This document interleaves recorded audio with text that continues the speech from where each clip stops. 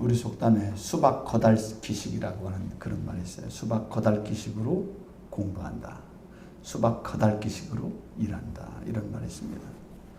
수박의 맛을 보려면 그 안에 있는 빨간 그 익은 것을 먹어야 되는데 겉만 핥아보고 겉만 다 들여다본다고 해서 수박의 본질을 알 수 있는 게 아니라는 얘기입니다. 그래서 모든 것에는 깊이 있게 들여봐야 되고 속을 들여다봐야 되는 거예요. 지난주에 우리 권사님이 2년 묵은 갓김치를 해오셨더라고요. 우리 식사 교제를 하는데 맛이 얼마나 깊은지 몰라요. 2년 동안 김치를 묵혀놓으니까 맛도 향도 풍미도 완전히 걸작품이었습니다. 깊이가 다른 맛이었어요. 여러분 교제할 때 한번 오시기 바랍니다. 맛을 볼 수가 있어요.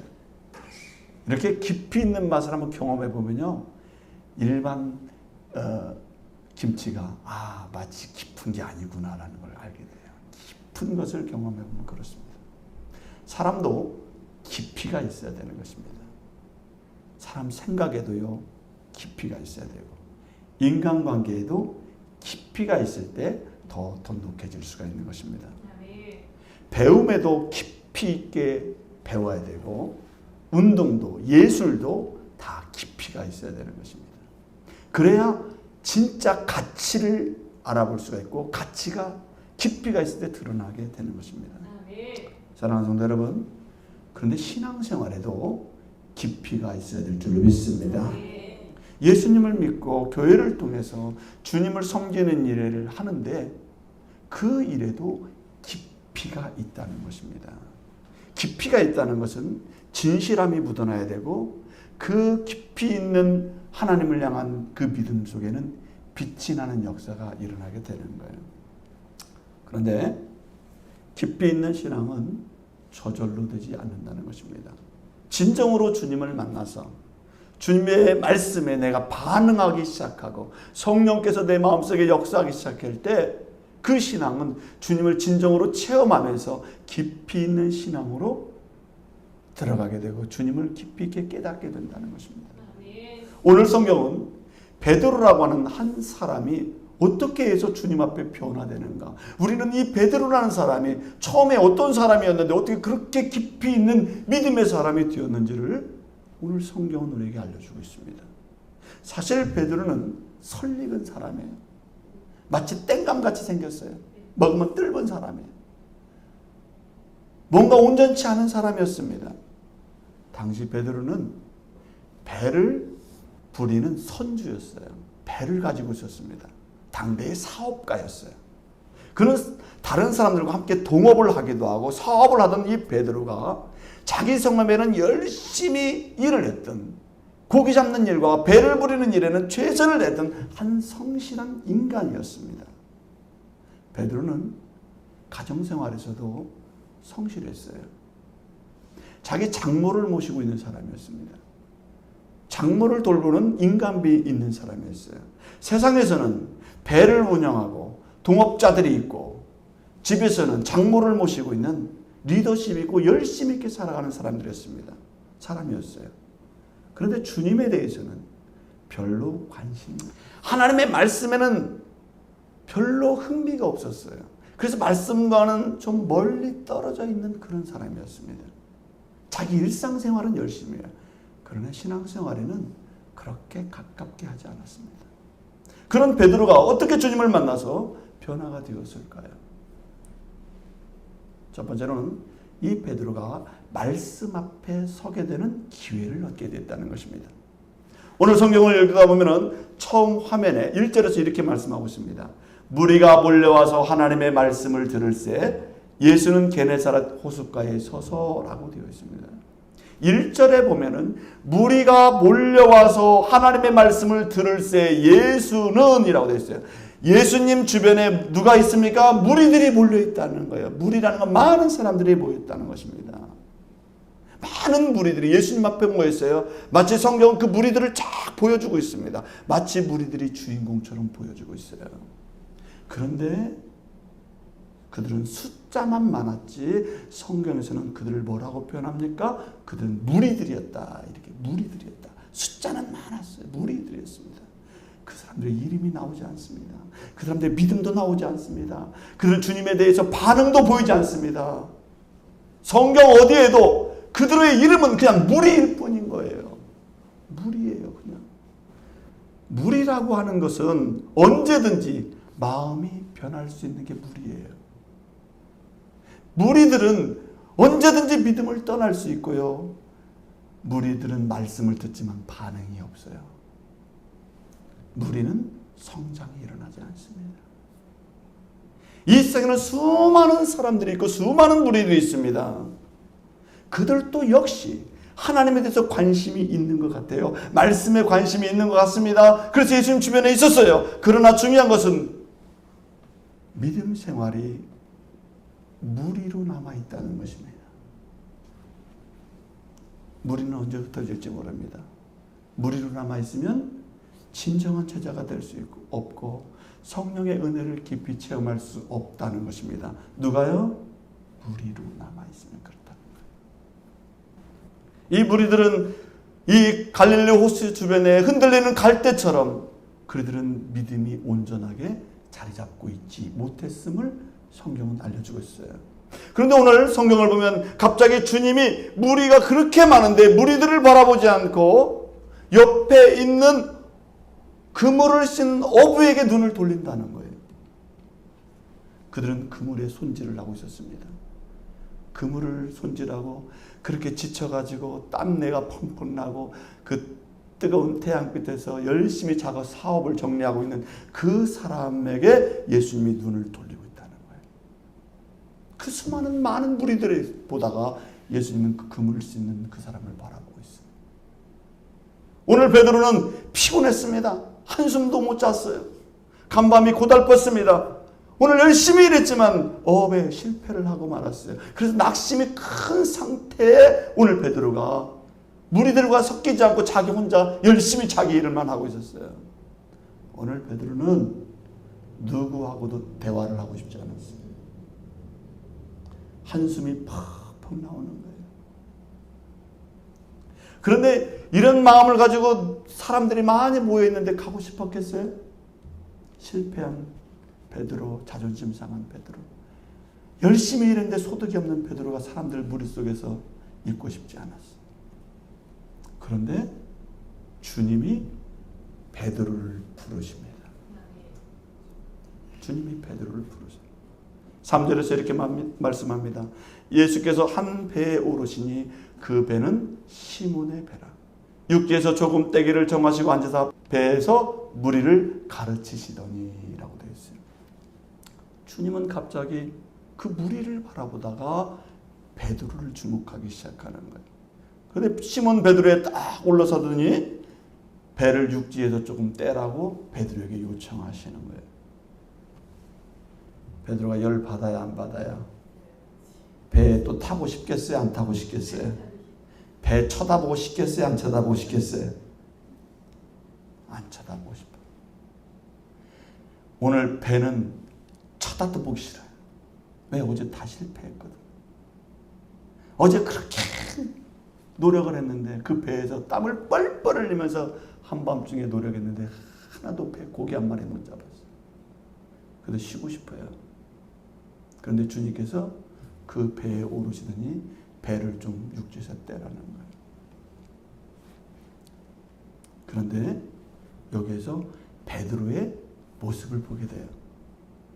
자신의 배에 오르신 예수님께서 배를 좀 떼자고 하니까 그 베드로가 그 주님 말씀에 작은 그 말씀에 순종을 하는 거예요. 작은 순종을 하는 거예요. 작은 순종. 예수님이 그 많은 사람들에게 말씀을 전하시는데 도움이 된다면 내가 배에 올라서 조금 이렇게 움직여주는 거 내가 그 일을 해야지. 내 몸 피곤해도 내 좀 짜증나도 내가 좀 힘들어도 예수님 그렇게 사역하신다면 내가 좀 도와드려야지 하면서 베드로가 순종한다는 거예요. 여러분 성경을 보면 놀라운 은혜를 입은 사람들의 특징이 있습니다. 자신의 작은 것을 내어드리는 순종을 한다는 거예요. 큰 순종이 아닙니다. 작은 순종에서부터 시작됐다는 거예요. 사도행전 16장 14절에 보면은 두아디라시아에 있는 하나님을 섬기는 한 여자가 예수께서 그 마음을 열어 바울의 말을 따르게 하신지라 라고 하는 말씀이 있어요. 바울 사도가 두아디라시아에 가서 복음을 전하는데 기도 처소가 필요했어요. 그래서 루디아라고 하는 여인의 집에 가서 내가 좀 여기 있으면 안 되겠냐. 그랬더니 이 루디아가 그러면 이 두아디라시아에 복음을 전하기 위해서 자기의 집을 좀 사용할 수 있도록 바울에게 내어드렸어요. 작은 섬김이었어요. 바울 사도가 이 두아디라시아에 복음을 전할 수 있다면 내가 내 처소를 좀 내어드려야 되겠다. 그랬습니다. 자기의 집을 기도 처소로 내어줬어요. 작은 것을 내어줬으면 방 한 칸 내어드렸습니다. 그런데 이 루디아의 작은 순종과 헌신이 어떤 역사가 일어났습니까? 루디아의 헌신을 통해서 이 유럽 사회가 복음을 전하게 되고 바울 사도를 통해서 복음이 전파될 때 그 첫 집이 어떤 집이 됐냐? 그 루디아의 집이라는 거예요. 루디아는 자기 방 한 칸을 하나님께 드림으로 순종했어요. 근데 하나님께서는 어떻게 하셨습니까? 그 집에서부터 유럽의 복음이 전해져서 유럽 전역이 복음화되는데 루디아를 사용하게 됐다는 사실을 성경 우리에게 알려주고 있는 줄 믿습니다. 요한복음 6장 9절에서는 이렇게 되어 있습니다. 여기 한 아이가 있어 보리떡 5개와 물고기 2마리를 가지고 있나이다. 그러나 그것이 이 많은 사람에게 얼마나 되겠사옵나이까. 오병이어의 기적의 사건을 모르는 사람이 없어요.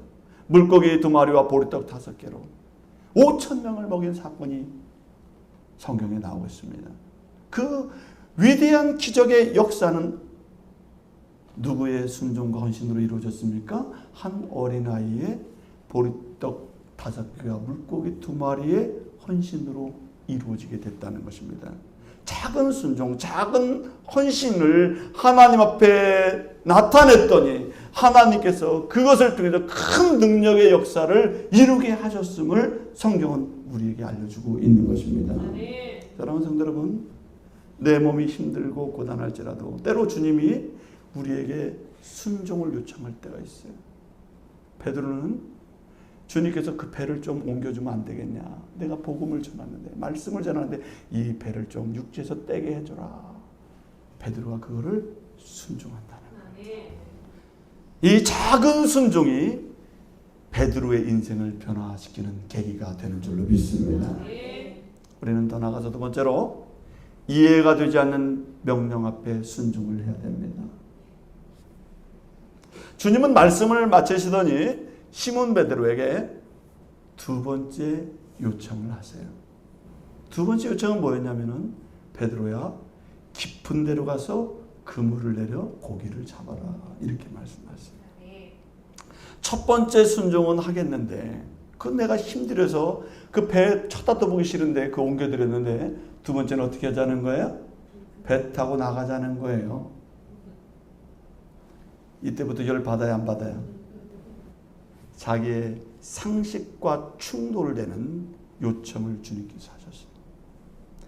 그동안 나의 경험과 나의 마음과 충돌되는 요청을 주님께서 하고 있다는 거예요.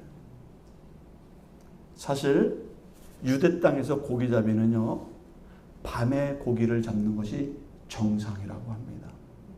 제가 지난 주간 계속 책을 읽었는데 그 책 중에 히브리 대학교를 나오신 그 이삭 교수님이 고고학 책을 쓰셨어요. 그분이 이스라엘에서 공부를 하면서 이스라엘 고대에 어떻게 물고기를 잡았는가에 대한 이야기를 해주고 있어요. 고고학적으로. 그래서 이스라엘은 낮에는 너무 뜨거워서요. 물고기들이 잘 안 잡힌답니다. 낮에는. 그래서 낮에는 그물을 손질하고 밤에 고기를 잡으려면 해가 딱 떨어지니까 고기들이 이제 그때서야 위로 올라오고 그런다는 거예요. 그래서 그 시대에는 밤에 고기를 많이 잡았대요. 베드로는 어젯밤에 그렇게 한 잠도 못 자고 열심히 그물질을 하고 수고를 했지만은 고기를 잡았어요? 못 잡았어요? 못 잡았어요. 그런데 오늘 주님이 밤에 나가서 고기를 잡는 게 우리의 풍습이고 밤에 나가야 물고기들이 다 올라와서 고기를 잡을 수 있는데 이 뜨거운 날 주님께서 저 가서 고기를 잡자는 거예요. 누가 낮에 고기를 잡아야 더운데. 그리고 주님께서 깊은 데로 가자요. 여러분, 갈릴리 호수가 이 가로로 얼마나 긴 줄 아세요? 12km예요. 12km. 가로가 12km니까 가운데로 가려면 얼마나, 깊은 데로 가려면 어디로 가야 돼요? 얼마 정도 가야 돼요? 최소한 4km, 5km를 배를 타고 가야 되는 거예요. 이 뜨거운 날 예수님이 그리 가져요. 깊은 데로. 상식적으로 맞지 않는 요구를 주님께서 하셨어요. 자기의 경험과는 너무나 다른 틀린 요청을 주님께서 하고 계신 거예요. 그러면 대부분 사람들이 그렇게 주님께서 요청하면 어떡합니까? 여러분들한테 그런 걸 요청하셨으면 여러분들 어떻게 반응했을 것 같아요? 저 같으면 그랬을지도 몰라요. 완곡하게 거절하시죠. 예수님 좋은 말씀이십니다만은 그건 좀 안 되겠습니다. 아까 배 띄는 것까지는 괜찮은데 그것까지는 안 돼. 깊은 데까지 가는 건 안 돼요. 어떤 사람은 그렇게 말씀할 수도 있어요. 예수님 말씀 참 좋습니다. 그런데 예수님 물고기 잡는 걸 잘 모르셔서 그래요. 지금 낮에는 고기 안 잡혀요. 예수님 그렇게 하면 안 돼요. 이렇게 얘기할 수 있어요. 어떤 사람은 그렇게 얘기할 수 있겠죠. 예수님 지금 말고요. 저녁에 다시 한번 가시죠. 저녁에는 제가 할 수 있습니다. 제 좀 피곤 좀 풀고 저녁에 한번 같이 가시죠. 이렇게 할 수 있을 것 같아요. 제가 좀 피곤하고 힘드니까 저는 사양하겠습니다. 이렇게 얘기할 수도 있었을 거예요. 다양한 모습으로 예수님의 요구에 거절할 수 있었을 거예요. 지금 베드로는 밤새도록 일을 해서 지쳐있고 물고기는 하나도 잡지 못한 트라우마가 있습니다. 배와 물고기만 생각해도 지긋지긋합니다. 머리가 두통이 날 지경이에요. 그런데 주님이 상식을 넘어선 행동을 요구하고 있습니다. 여러분, 신앙이 뭡니까? 신앙생활은 내 상식을 넘어서야 주님 말씀을 통해서 은혜를 입게 될 줄로 믿습니다. 여러분, 신앙은 내 고정관념을 넘어서야 될 줄로 믿습니다. 신앙은 자기 고집을 내려놓아야 될 줄로 믿습니다. 내 모든 것을 내려놓고 주님 말씀을 의지할 때 그 속에서 축복이 있고 은혜가 있고 놀라운 하나님의 역사를 경험하게 된다는 사실을 믿으시기 바랍니다. 사실 많은 사람들은 대부분 가능한 한 얕은 데에서 안전하게 살고 싶어 합니다. 신앙생활도 편안하게 어렵지 않고 얕은 곳에서 신앙생활하고 있습니다. 힘들지 않고 그리고 편안하게 얕은 곳에서만 그냥 물고기를 잡으려고 생각해요. 얕은 신앙, 얕은 믿음으로 주님의 일을 할 수 있다고 생각해요. 오늘 주님께서 이 베드로에게 요청하시는 것은 뭡니까? 깊은 데로 가자라고 말씀을 하고 있는 거예요. 제가 영화를 잘 안 봐요. 영화도 잘 안 보고 TV도 잘 안 보고. 그런데 딱 한 번 뭐 흑백 요리사인가 뭐 이런 거 있더라고요. 한 번 딱 보게 됐는데 여러분들 다 보고 있는지는 모르겠어요. 흑백 요리사라는 방송이 있어요. 그것을 한번 보니까 요리사들이 우리가 보통 음식을 우리 성도님들 잘 아시지만은 백색 요리사? 뭐 그런 백색 요리사인가요? 흑색 요리사가 있어요. 근데 이 흑색 요리사들은 평범한 식당에서 음식을 만드시는 분이에요. 이름이 없어요, 그 사람들은. 식당에서 열심히 자기 이름도 없이 열심히 하는데 거기서 나의 음식 잘 만드니까 대회에 나오는 거예요. 그리고 백색 요리사는 전문가들이에요. 미슐랭에서 막 평가를 높고 막 너무너무 전문가로 이름난 사람들이에요. 그런데 흑백 요리사, 그러니까 일상의 평범한 곳에서 열심히 했던 사람이 누구와 결혼해요? 전문가들하고 결혼한 거예요. 전문가들하고. 나도 집에서 김치찌개 잘 만들어. 그러니까 나도 전문가 한번 시험 한번 해볼 거야. 대회 한번 나가볼 거야. 그런 거예요. 여기 다 대회 나가도 1등 하실 수 있을 것 같아요. 그래서 전문가하고 요리사 전문가하고 식당 일반 식당 그 아줌마하고 경쟁을 하는 거예요. 평가를 하는 거예요. 전문가가 테이스팅을 해보는 거예요. 진짜 누가 맛있게 하느냐. 그런데요, 제가 어느 한날 그걸 봤더니 일상의 평범한 식당에서 음식을 만드신 그분이 몇십 년간 그 음식을 열심히 해왔어요. 근데 전문가가 아니에요. 근데 그 요리사, 유명한 요리사 셰프하고 딱 경쟁을 했는데 누가 이겼을까요? 일반 식당 아줌마가 이겼어요. 이기더라고. 그분은 일상 식당에서 자기는 최선을 다해서 음식을 만드는데 이름도 없이 빛도 없이 열심히 자기는 연구하고 자기 식당에서 열심히 한 거예요. 그런데 나중에 보니까 진짜 전문가보다 잘하더라는 거예요. 왜 그래요? 맛을 그냥 맨날 그냥 똑같이 만들었을까요? 맛을 깊이 있게 낸 거예요. 어떻게 하면 깊이 있게 만들까? 어떻게 하면 더 맛있게 요리를 할까? 연구한 거예요. 집에서. 일반 식당이지만. 오늘 예수님께서는 이 베드로에게 왜 베드로가 신앙의 맛을 잃어버리고 말씀의 맛을 잃어버리고 왜 신앙과 동떨어져서 그렇게 자기 생각만 몰두하고 있었을까요? 베드로는 그동안 한 번도 깊은 데로 가서 주님을 경험해 보지 못했어요. 깊은 하나님과의 관계를 맺지 못했어요. 그러니까 주님 말씀도 은혜도 신앙생활의 것들을 경험하지 못했어요. 그런데 오늘 주님께서 말씀하시는 거예요. 베드로야, 오늘 깊은 데로 가서 그물을 내리자. 이렇게. 얕은 곳으로 가지 말고 베드로야, 오늘은 깊은 데로 가자. 이렇게 말씀하셨어요. 이 말씀은 단순하게 어업지시를 하는 것이 아니라 베드로야, 네 인생의 방향을 좀 생각의 방향을 바꿔야 되겠다. 그것을 요청하고 있는 줄 믿습니다. 사람은 무엇이든지 깊이 있는 인생을 살아야 될 줄 믿습니다. 얕은 생각, 얕은 인간관계, 얕은 신앙은 쉽게 변질될 수 있어요. 발전하지 못해요. 하나님과 깊은 믿음의 만남을 시작할 수 있기를 주의 이름으로 축원합니다. 뿌리가 깊어야 나무가 바람에 흔들리지 않고, 샘이 깊어야 가뭄에도 그 샘은 마르지 않을 줄로 믿습니다. 그래서 모든 것에는 깊이 내려가야 합니다. 특히 신앙생활 할 때는 한쪽 발은 세상에 걸터놓고 한쪽 발은 교회에 걸터놓고 신앙생활하는 것은 어떤 신앙이에요? 깊은 신앙이에요? 얕은 신앙이에요? 얕은 신앙이에요. 우리가 그렇잖아요. 양다리 걸친다. 믿음은요, 간당간당한 그런 신앙이 돼서는 안 돼요. 이 사도행전에 보면 유도구라고 하는 청년이 나옵니다. 그 유도구라는 청년이 창문에 걸터앉아서 바울 사도가 설교하는 걸 잘 듣고 있어요. 어디에 걸터앉았다고요? 창문에 걸터앉았어요. 반쪽 발은 밖에 나가 있고 몸은 귀는 어디에 들고 있어요? 바울 사도의 귀를 듣고 있었어요. 그가 그러니까 그 말씀을 듣다가 어떻게 됐을까요? 다른 사람 다 은혜 받는데 그 말씀을 집중하지 못하고 졸다가 떨어졌어요. 여러분, 얕은 신앙이라는 건 그런 거예요. 듣긴 들어요. 근데 발은 저쪽 나가 있어요. 듣긴 들어요. 마음은 저쪽 가 있어요. 세상에 가 있어요. 그게 얕은 신앙이에요.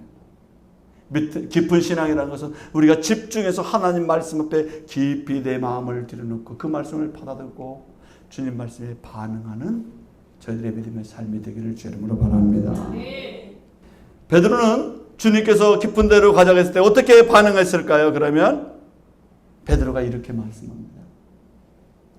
5절에서 이렇게 얘기해요. 말씀에 의지하여 그물을 내리리이다. 베드로의 신앙은 그동안 자기의 경험이 중요했어요.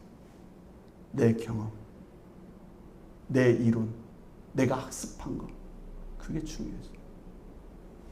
근데 오늘 베드로가 예수님 앞에서 뭐라고 해요? 주님, 내 경험, 내 이론, 내 논리 내려놓겠습니다. 주님이 하신 그 말씀을 근거 삼아 내가 따르겠습니다. 성경은 분명하게 베드로의 마음을 얘기합니다. 베드로가 의지한 것은 무엇이었나요? 주님이 하신 그 말씀을 의지했다는 거예요. 내가 말씀을 의지해서 깊은 데로 가겠습니다. 말씀에 의지해서 깊은 데서 그물을 내리겠습니다. 여러분, 신앙생활 할 때 내가 어떻게 해야 될지 모를 때가 있어요. 그렇지 않습니까? 어떻게 해야 되지 내가? 이 상황에서 어떻게 해야 되지? 혼란이 찾아올 때, 내 마음이 어떻게 해야 될지 흔들릴 때, 내 경험, 내 지식, 내 상식과 주님의 말씀이 맞지 않을 때, 충돌될 때 어떻게 해야 될까? 대부분의 얕은 신앙에 있는 사람들은 어떻게 반응합니까? 단호히 성경 말씀을 무시하고 못 들은 척하고 들어도 흘러버리고 다 자기 뜻대로 해요. 다 자기 뜻대로 해요. 대부분이 그렇습니다. 자기 뜻대로 해요. 그러나 오늘 베드로가 어떻게 합니까? 자기의 경험, 자기의 지식을 내려놓고 내 생각을 내려놓고 뭐라고 얘기해요? 내가 말씀을 의지해서, 내가 말씀을 의지하여 깊은 데로 가서 그물을 내리겠습니다. 그런 얘기죠. 베드로는요, 갈릴리에서 잔뼈가 굵은 사람이에요. 베드로는 어디에서 물고기가 잡힌지 다 아는 사람이에요. 여기서 10년, 20년 전문가 이상의 사람이에요. 예수님보다 훨씬 더 그물질을 많이 해봤어요. 예수님보다 갈릴리를 더 잘 알아요. 예수님이 말씀하시는 거 사실 경험상으로는 콧방귀도 귀등으로 들을 필요가 없는 말씀이에요. 그러나 베드로가 오늘 뭐라고 합니까? 내가 말씀에 의지하여 그물을 내리리이다. 여러분, 우리가 갈등이 오고 힘들 때요, 주의 말씀을 의지하는 자가 되기를 주님으로 바랍니다. 신앙생활의 은혜와 능력과 경험은, 그리고 하나님의 충만한 놀라운 역사를 경험하는 것은 주님 말씀을 의지하고 나갈 때, 믿고 나갈 때 그곳에 능력과 역사가 일어나게 됨을 믿으시기 바랍니다. 내 생각을 내려놓고 주님의 말씀을 붙드시기를 주 이름으로 바랍니다. 그래야 우리가 살 길이 생기는 거예요. 예수님께서도 겟세마네 동산에서 기도하셨습니다. 뭐라고 기도하셨나요? 할만하시거든 이 잔을 내게서 옮기시옵소서. 그러나 나의 원대로 마옵시고 아버지의 원대로 되기를 원하나이다. 그런 거예요. 나는 십자가 지기 싫습니다, 주님. 아버지, 나는 십자가 너무 고통스러워요. 그 길 가고 싶지 않습니다. 그러나 아버지께서 원한다면 나는 십자가의 길을 가기를 원하나이다. 그런 얘기예요. 내 원이 아닙니다. 아버지께서 원하신다면, 말씀이 원하신다면, 하나님께서 그렇게 이끌어 가신다면 그렇게 가기를 원하나이다. 여러분, 믿음의 완성이라는 것은, 믿음의 결정체는 내 뜻이 아니에요. 아버지의 뜻대로, 말씀의 뜻대로 가기를 원하나이다 라고 하는 믿음이 우리 속에서 고백되어야 될 줄 믿습니다. 거기에 능력이 있는 거예요. 거기에 기적이 일어나는 것입니다. 내 생각과 주님 말씀이 충돌될 때, 주님, 내 생각 내려놓겠습니다. 주님 말씀 의지하겠나이다 라고 하는 믿음이 우리에게 있기를 주 이름으로 바랍니다. 베드로가 말씀에 의지한 결과 어떻게 되었나요? 순종 여호에 드러난 주님의 영광이 있습니다. 첫 번째는 풍성한 결과를 얻게 되었습니다. 그물이 찢어질 정도였습니다. 혼자 감당할 수 없는 축복을 받게 되었어요. 혼자 감당할 수 없어서 친구들의 배를 불렀습니다. 동료들과 함께 그 놀라운 축복의 역사를 경험하게 되었어요. 베드로는 지난밤에 그토록 고기를 잡고 싶었어요. 그렇게 배를 통해서 성공을 거두고 싶었어요. 근데 주님의 말씀을 들었더니 어떤 역사가 일어났어요? 상상할 수 없는 놀라운 자기가 원하던 것을 얻게 되었어요. 제가 그래서 이 말씀을 보고 베드로의 입이 어떻게 생겼을까 이렇게 생각해 봤어요. 물고기 잡는 순간 베드로의 입이 어떻게 생겼을까요? 입이 막 귀에 걸려가지고 너무 행복해했겠죠. 얼마나 행복해요. 말씀, 예수님 말씀 들었더니 이런 역사가 일어났어. 막 너무 행복한 거예요. 하나님이 그 주님께서 원하시는 물고기를 그렇게 많이 잡게 했어요. 생각 이상으로 하나님이 주셨어요. 분에 넘치도록 주셨어요. 오늘 많은 신앙인들이 여기에 관심이 있어요. 그물이 찢어질 정도라고, 야, 나도 그 축복 받고 싶다. 주님, 나도 그런 축복 주세요. 그런 물질 받고 싶습니다. 그렇지 않습니까? 그런 축복이 있기를 주 이름으로 바랍니다. 아멘 아니에요? 그런 축복 받으시기 바랍니다. 예, 하나님께서 그런 그런 축복 주세요. 주시잖아요. 베드로한테 주셨어요. 그런 축복 받으시기 바랍니다. 받으셔야 돼요. 그런데 거기서 끝나면 안 된다는 거예요. 신앙은요, 물질 너머에 주님이 진짜 베드로에게 주고 싶은 게 있었어요. 베드로는 이 물고기를 받고 너무너무 기뻤어요. 동료들을 불렀어요. 놀라운 하나님의 축복을 자랑했습니다. 너무 입이 귀에 걸렸어요. 근데 8절에서 완전히 반대되는 장면이 또 나와요. 뭐라고 얘기합니까? 시몬 베드로가 이를 보고 예수의 무릎 아래에 엎드려 이르되 주여 나를 떠나소서 나는 죄인이로소이다. 베드로는 선주였다고 그랬어요. 배를 갖고 있는 사람이었어요. 당시 로마 시대에는요, 배를 갖고 있는 사람이 많지 않았어요. 여러분, 배 한 척이 얼마나 비싸요. 요즘도 비싸잖아요. 베드로는 사업가였습니다. 로마 시대에는 이 선주는 로마에서 허락을 맡아서 허가받은 양만큼 고기만을 잡아야 돼요. 한 배에서 그 이상을 잡으면 안 돼요. 그래서 지금 한 배에 차고 넘치니까 지금 어떻게 했다는 거예요? 동료들을 배를 불렀다는 거 아니에요. 나는 요만큼이 할당량이니까 너 더 가져 하고 더 준 거예요. 너도 물고기를 잡으라고.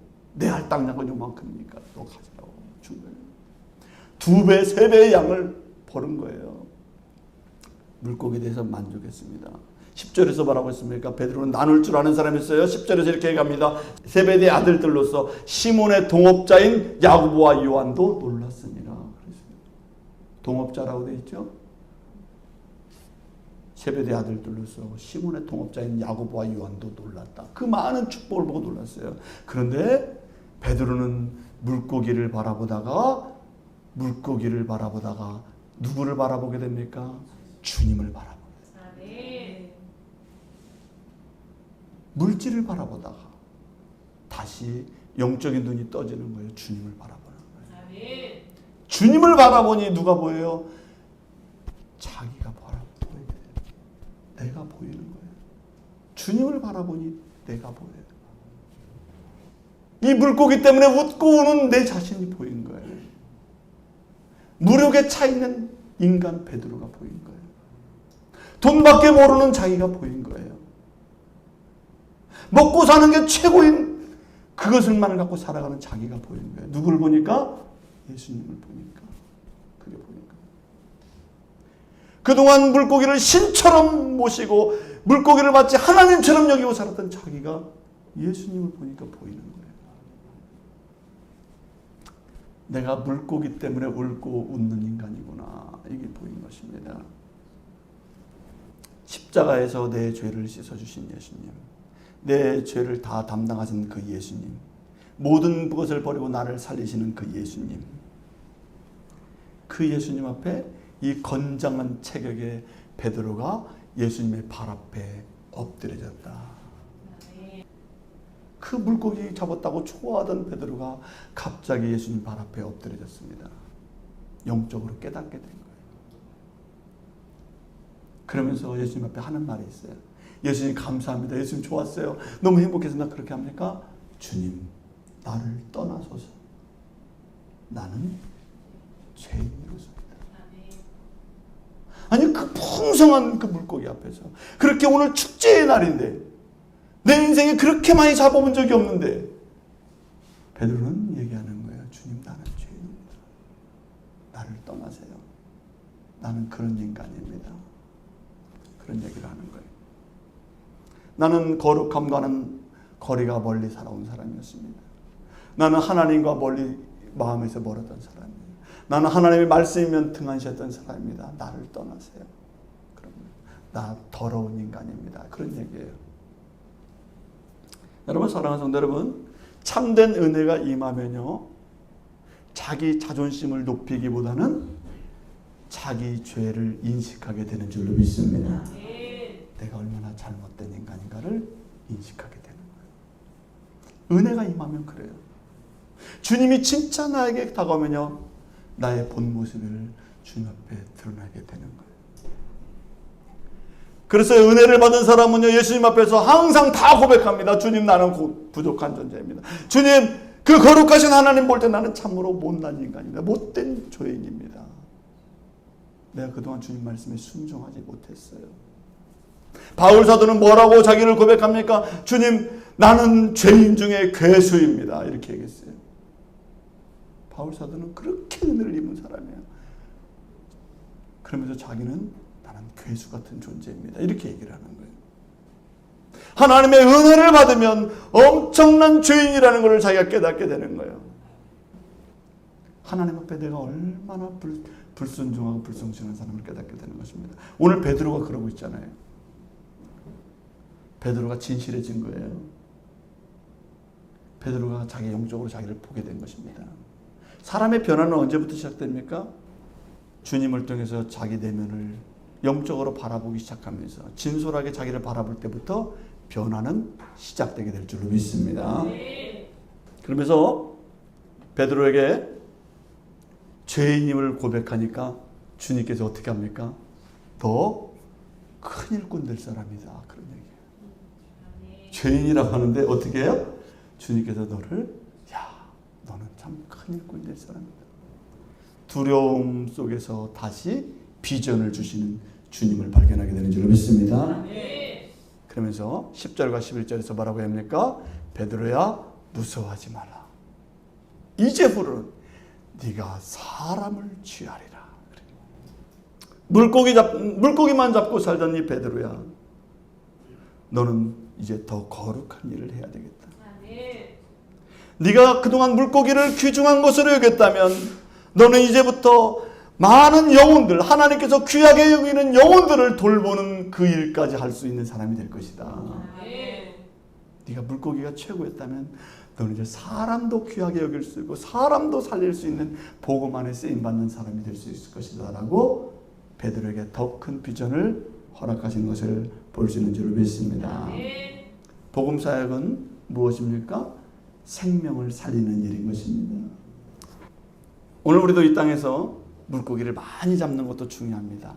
우리 삶이 윤택해지고 또 우리가 건강하고 또 정말 하나님 안에서 신실하게 육신적으로 또 내 삶에서 안정적으로 살아가는 건 중요해요. 주님께서 그것을 하지 말라는 얘기가 아니에요. 베드로에게 다 허락해 주잖아요. 그런데 발견하게 하시는 것이 있습니다. 뭐예요? 더 중요한 일이 있다는 걸 알려주고 있습니다. 네가 사람을 살리는 일을 해야 된다는 거예요. 사람 낚는 어부가 돼야 된다는 것입니다. 사람을 구원시키고 더 깊은 곳으로 가서 말씀을 통해서 영혼을 낚는 어부가 되라고 오늘 베드로를 부르시고 있는 줄 믿습니다. 오늘 우리들이 또 신앙생활을 하면서 얕은 곳에서의 신앙이 아니라 좀 더 주님 말씀에 순종하고 깊은 데로 나가서 깊은 신앙, 주님 말씀을 반응을 통해서 더 하나님의 위대한 역사를 만날 수 있는 그런 믿음의 삶이 우리 가운데 있기를 주의 이름으로 축원합니다. 기도하겠습니다.